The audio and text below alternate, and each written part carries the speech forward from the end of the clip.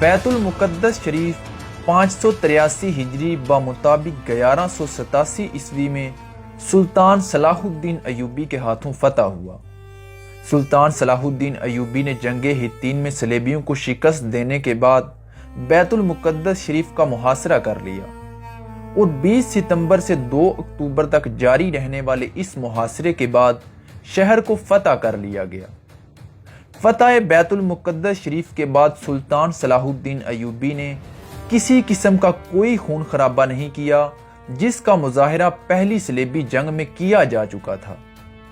4 جولائی 1187 عیسوی کو جنگ حطین میں زبردست شکست کھانے کے بعد صلیبیوں کی مملکت یروشلم کمزور پڑ چکی تھی اور ان کی کئی اہم شخصیات سلطان صلاح الدین ایوبی کے قبضے میں چلی گئیں۔ ستمبر کے وسط میں سلطان صلاح الدین ایوبی نے عکا، نابلس، یافا، سیدون، بیروت اور دیگر عیسائیوں کے اہم شہر بھی فتح کر لیے تھے۔ ان تمام شہروں سے بھاگے ہوئے صلیبی اور جنگ حطین میں شکست کھانے والے صلیبی سور پہنچ گئے، کیونکہ یہ ایک واحد قلعہ تھا جو صلیبیوں کے پاس بچ گیا تھا۔ باقی تمام بڑے بڑے قلعے سلطان صلاح الدین ایوبی نے فتح کر لیے تھے۔ آخرکار سلطان صلاح الدین ایوبی کی زیر قیادت شام و مصر کی افواج نے سور کا محاصرہ کر لیا، لیکن اس محاصرے کے طول پکڑنے کے بعد سلطان صلاح الدین ایوبی کی افواج 20 ستمبر 1187 عیسوی کو بیت المقدس شریف پہنچ گئیں۔ سلطان صلاح الدین ایوبی اور بیلن آف بلیان کے درمیان مذاکرات ہوئے۔ بیلن آف بلیان عیسائیوں کا سردار اور کمانڈر تھا، کیونکہ باقی تمام سردار اور کمانڈر جنگ حطین میں یا تو مارے جا چکے تھے یا کچھ کو قیدی بنا لیا گیا تھا۔ حالانکہ یروشلم کے بادشاہ کو بھی سلطان صلاح الدین ایوبی نے جنگ حطین میں قید کر لیا تھا۔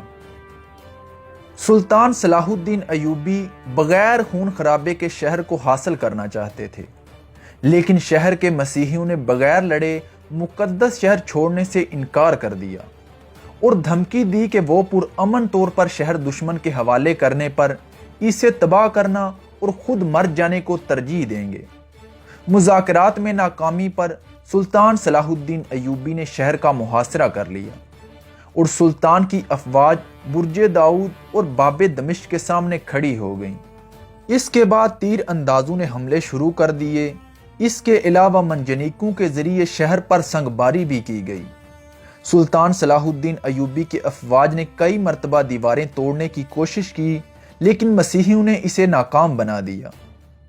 6 روز کے محاصرے کے بعد سلطان نے افواج کو شہر کے دوسرے حصے کی جانب منتقل کر دیا اور حملہ جبل زیتون کی جانب سے کیا گیا۔ 29 ستمبر کو سلطان کی افواج شہر کی ایک فصیل کا حصہ گرانے میں کامیاب ہو گئیں، لیکن سلطان کی افواج فوری طور پر شہر میں داخل نہ ہوئیں اور دشمن کی عسکری قوت کو ختم کرتی رہیں۔ ستمبر کے اختتام پر بیلن آف بلیان نے جب دیکھا کہ اس کی عسکری طاقت بالکل ختم ہو چکی ہے، تو اس نے سلطان صلاح الدین ایوبی سے مذاکرات کے دوران ہتھیار ڈال دیے اور سلطان صلاح الدین ایوبی نے بھی مردوں کے لیے 20، عورتوں کے لیے 10 اور بچوں کے لیے 5 اشرفیوں کا فدیہ طلب کیا۔ جو لوگ فدیہ نہ دے سکے ان کا فدیہ سلطان صلاح الدین ایوبی نے خود ادا کیا۔ اس کے بعد فدیے کی رقم مزید کم کی گئی۔ بیلن نے اس پر بھی اعتراض کیا کہ یہ بھی بہت زیادہ ہے، جس پر سلطان نے صرف 30,000 اشرفیوں کے بدلے تمام صلیبیوں کو چھوڑنے کا اعلان کر دیا۔ 2 اکتوبر کو بیلن نے برج داؤد کی چابیاں سلطان کے حوالے کر دیں۔ اس موقع پر اعلان کیا گیا کہ تمام مسیحیوں کو فدیے کی ادائیگی کے لیے 1 ماہ کا وقت دیا جاتا ہے، جس میں 50 دن تک توسیع کی گئی۔ سلطان صلاح الدین ایوبی ایک رعایا پرور اور رحم دل بادشاہ تھے۔ آپ نے غلام بنائے گئے مسیحیوں کا فدیہ خود ادا کر کے ان کو بھی رہا کر دیا۔ فتح بیت المقدس کے بعد سلطان صلاح الدین ایوبی کا سب سے بڑا کارنامہ یہی تھا کہ آپ نے مسیحیوں سے مسلمانوں کے اس قتل عام کا بدلہ نہیں لیا جو انہوں نے 1099 عیسوی میں بیت المقدس کی فتح کے بعد مسلمانوں کا قتل عام کیا تھا۔ بلکہ آپ نے انہیں حد درجہ رعایت دی اور فتح کے بعد سلطان نے مسجد اقصی کو عرق گلاب سے دھلوایا۔ اس کے برعکس جب صلیبیوں نے بیت المقدس شریف کو فتح کیا تھا تو صرف ایک ہفتے میں 1,00,000 مسلمانوں کو بیت المقدس شریف میں ذبح کر دیا گیا تھا۔ مسجد اقصی میں 10,000 مسلمانوں کے ٹکڑے ٹکڑے کر دیے گئے تھے۔ جب یورپی بادشاہ کو فتح کی اطلاع دی گئی تو خط میں یہ تحریر کیا گیا کہ مسلمانوں کا خون ہمارے گھوڑوں کے گھٹنوں تلے آ پہنچا ہے۔